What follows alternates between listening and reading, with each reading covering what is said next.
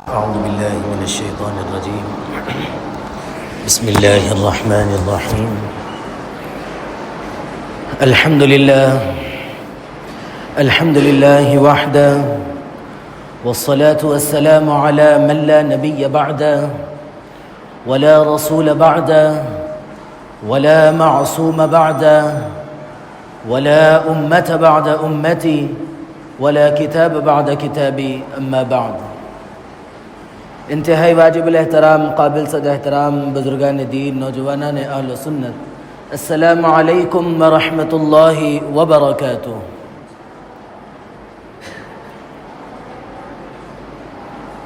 شعبان کا مہینہ شروع ہو چکا ہے اور شعبان کے سلسلے میں جو بنیادی باتیں ہمارے ذہنوں میں رہنی چاہیے وہ یہ کہ جناب نبی کریم علیہ السلام کا عمل اس مہینے کے اندر کیا تھا، آپ کیا کرتے تھے، آپ کے معمولات کیا تھے. حضرات صحابہ کرام رضوان اللہ تعالی علیہم اجمعین اس سلسلے میں فرماتے ہیں کہ حضرت اسامہ ابن زید رضی اللہ عنہ فرماتے ہیں کہ اللہ کے نبی علیہ السلام اس مہینے میں کثرت سے روزے رکھا کرتے تھے. جب جناب نبی کریم علیہ السلام سے یہ پوچھا گیا کہ آپ اس ماہ کے اندر اتنے روزے رکھتے ہیں، کیا وجہ ہے، تو جناب نبی کریم علیہ السلام نے ارشاد فرمایا کہ اس مہینے کے اندر امت کے جینے اور مرنے کے فیصلے ہوتے ہیں. اس وقت جب نام ہمارا آئے تو اس وقت ہم اس حال میں ہو کہ ہم روزے سے رہیں. اور اسی طرح حضرت عائشہ صدیقہ رضی اللہ عنہا بھی فرماتی ہیں کہ جناب نبی کریم علیہ السلام کو اس ماہ میں جتنی کثرت سے روزے رکھتے ہوئے دیکھا ہے، رمضان کے علاوہ کسی ماہ میں آپ نے اتنے روزے نہیں رکھے. آخر کے کچھ دن ہیں کہ جس کے اندر کم روزے بلکہ روزے نہیں رہنا چاہیے، آخر کے 5 دن ہیں یا ایک ہفتہ ہے، جیسا بھی ہے، لیکن اس مہینے میں کثرت سے روزہ رکھنا جناب نبی کریم علیہ السلام کی زندگی سے ثابت ہے. امت کو بھی چاہیے کہ رکھے. ایک اور وجہ رکھنے کی کہ جس طرح ہم فرض نماز سے پہلے سنن و نوافل کا اہتمام کرتے ہیں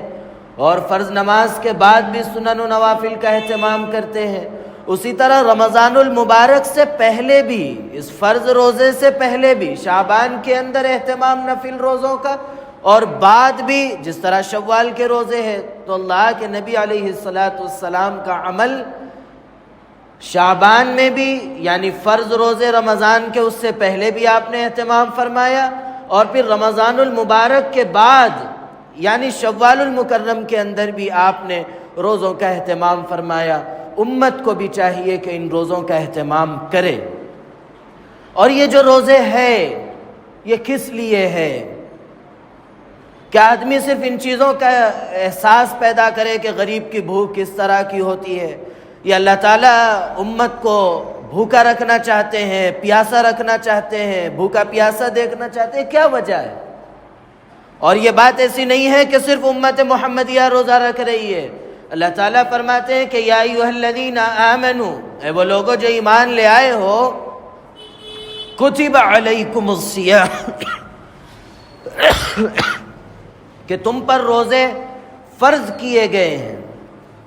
کما کتب علی الذین من قبلکم، جس طرح پچھلے امتوں پر روزے فرض کیے گئے تھے اسی طرح اس امت پر بھی روزے فرض کیے گئے ہیں. کس لیے فرض کیے گئے ہیں؟ آگے اللہ تعالیٰ فرماتے ہیں کہ لعلکم تتقون،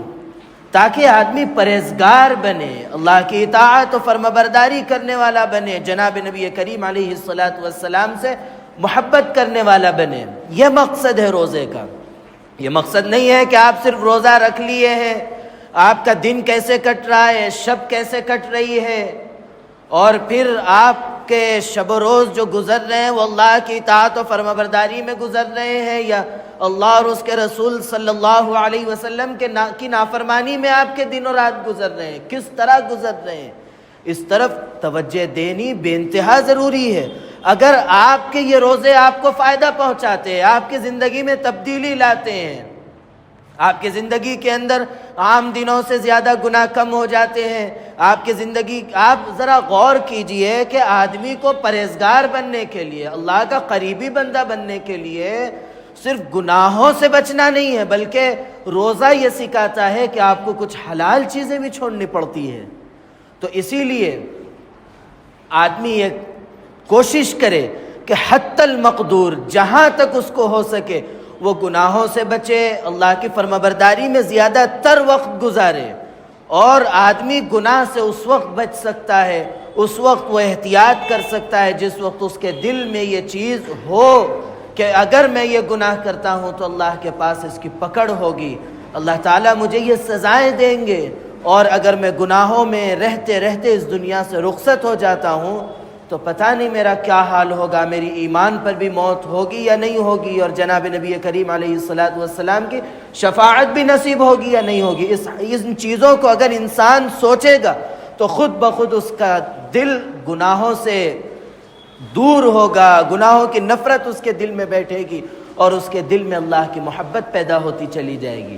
اور اس امت سے چاہا بھی یہی جاتا ہے کہ آپ اللہ کی محبت دل میں پیدا کیجئے، اور جناب نبی کریم علیہ السلام کی محبت اپنے دل میں پیدا کیجئے۔ اگر آپ کے دل میں جناب نبی کریم علیہ السلام کی محبت ہے اور آپ اسی حال میں اس دنیا سے رخصت ہوتے ہیں تو 100% آپ کے لیے نجات ہی نجات ہے۔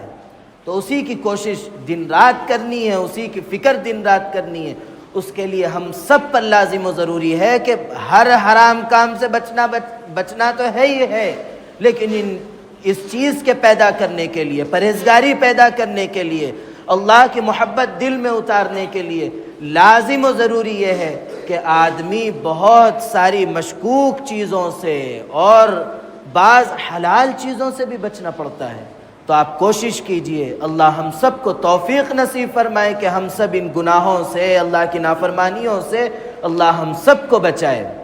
اور صرف دعاؤں سے نہیں بلکہ آگے بڑھ کر کچھ کرنا پڑتا ہے۔ ایسا نہیں ہے کہ ہم مسجد کے پہلی صف میں بیٹھ کر، مصلی کے قریب بیٹھ کر، ممبر کے قریب بیٹھ کر ہم صرف دعائیں کر لیں گے، وہ کافی نہیں ہوگا، بلکہ ہم کو کچھ عملی قدم اٹھانا پڑے گا۔ اور عملی قدم اٹھانے کے لیے اللہ سے وعدہ کیجئے کہ ہم ہر عمل آپ کی اطاعت و فرمانبرداری کے مطابق کریں گے۔ ہم کوئی عمل بھی اس طرح کا نہیں ہوگا جس میں ذرا برابر بھی جناب نبی کریم علیہ السلام کی تکلیف کا سبب بنے۔ ان سب چیزوں کے عہد کے ساتھ ہم آگے بڑھے۔ اگر اللہ رب العزت ہم کو توفیق دیتے ہیں تو پھر ہمارے لیے نجات کا ذریعہ ہے، اور اللہ سے توفیق اعمال کی مانگنی پڑتی ہے۔ ایسا نہیں ہے کہ ہر کس و ناکس بہت سارے اعمال کرنے لگ جائے، نیک اعمال کرنے لگ جائے، ضروری نہیں ہے، بلکہ آدمی کو اللہ کی توفیق بھی ملنی چاہیے۔ اللہ کے نبی علیہ السلام کا عمل رمضان المبارک کے سلسلے میں یہ تھا، جو غالباً اس سے پہلے یہ بات آ چکی کہ رجب سے آپ جو ہے رمضان کی فکر کر رہے ہیں اور دعا مانگ رہے ہیں اللہ سے کہ اللہم بارک لنا فی رجب و شعبان وبلغنا رمضان۔ تو اللہ کے نبی علیہ السلام رجب سے اس کی تیاری کر رہے ہیں۔ رجب کا مہینہ ہم سے گزر چکا، اب شعبان کا مہینہ شروع ہو چکا، اب بمشکل 30 دن یا 29 دن کتنے باقی ہیں، اس کے بعد رمضان المبارک کی وہ مقدس ساعتیں ہمارے سامنے ہوگی۔ اور اس وقت اگر ہم ابھی سے تیاری کر کے، ابھی سے اپنا نظام العمل نہ بنائیں گے تو پھر ہمارا مہینہ اسی طرح گزر جائے گا جس طرح عام مہینے ہمارے گزر رہے ہیں۔ عہد کیجئے، ابھی سے کوشش کیجئے ہے کہ ہم تلاوت کلام اللہ سے اپنا تعلق بنائیں گے۔ اور یہ بات بار بار ہمارے سامنے آ رہی ہے کہ آج جو مسلمانوں کا طبقہ جو اسلام کو چھوڑ رہا ہے، نوجوانوں کا طبقہ ارتداد کا شکار ہو رہا ہے، چاہے وہ بچیاں ہو یا بچے ہو، اس کی بنیادی وجہ یہ ہے کہ ان کو تلاوت کلام اللہ سے تعلق نہیں تھا، ان کو قرآن کریم پڑھنے نہیں آتا تھا۔ اس کی وہ بنیادی وجہ بنی۔ اگر آج ہم اپنے اندر ابھی سے عادت ڈالیں گے تلاوت کلام اللہ کی، ہم ابھی سے عادت ڈالیں گے عبادات کے اندر اپنا وقت گزارنے کی، تو یہ عادت بنتے بنتے رمضان المبارک کے ان مقدس ساعتوں کے اندر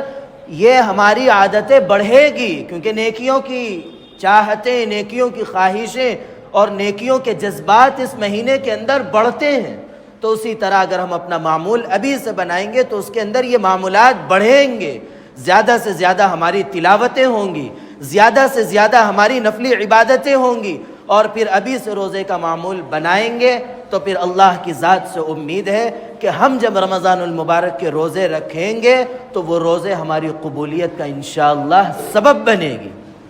ایسا نہ ہو ابھی سے فکر مند ہو کہ حضرت جبرائیل کی اس بد دعا کہ رمضان المبارک کا مہینہ پائے اور اپنی مغفرت نہ کروا لے، اور اس پر جناب نبی کریم علیہ الصلاۃ کے آمین، اس بد دعا کے مستحق ہم میں سے کوئی نہ بنے، اس کی فکر کرنا ہے۔ اس کی فکر کیا ہے کہ ہم عبادات کا اہتمام کریں، اس کے جو تقاضے ہیں اس کو پورا کرے، بس اتنا ہی ہے، اس سے زیادہ اور کیا ہے۔ اللہ رب العزت ہم سب کو توفیق عمل نصیب فرمائے، اللہ رب العزت ہم سب کو رمضان المبارک کی مقدس ساعتیں نصیب فرمائے اور اس کی قدردانی کی توفیق عطا فرمائے۔ ہم میں سے کسی کے پاس یہ طاقت و قوت نہیں ہے کہ ہم رمضان المبارک تک پہنچیں گے، یہ اللہ کی مہربانی ہوگی، اللہ کا احسان ہوگا کہ اللہ رب العزت ہماری زندگیوں میں درازگی عطا فرمائیں گے اور ہم وہاں تک پہنچیں گے۔ اور ہم سب اللہ سے دعا مانگے کہ اللہ رب العزت صحت کے ساتھ، تندرستی کے ساتھ ہم کو رمضان المبارک کی عبادتیں نصیب فرمائے۔ یاد کیجئے ان لوگوں کو جو گزشتہ جو ہے ہمت سے رہتے تھے روزہ، لیکن آج ان کے پاس وہ ہمت و طاقت نہیں ہے، ان کی صحت جواب دے دی، تو اس لیے اس کی فکر کرے۔ اللہ رب العزت ہم سب کو توفیق عمل نصیب فرمائے، اللہ رب العزت ہم سب کو قدردانی نصیب فرمائے، کہنے سننے لکھنے پڑھنے سے زیادہ عمل کی توفیق عطا فرمائے، عمل کی باتوں پر عمل کرنے، بچنے کی باتوں سے بچنے اور عقیدے کی باتوں پر عقیدہ رکھنے کی توفیق عطا فرمائے، آمین۔ وآخر دعوانا ان الحمد للہ رب العالمین۔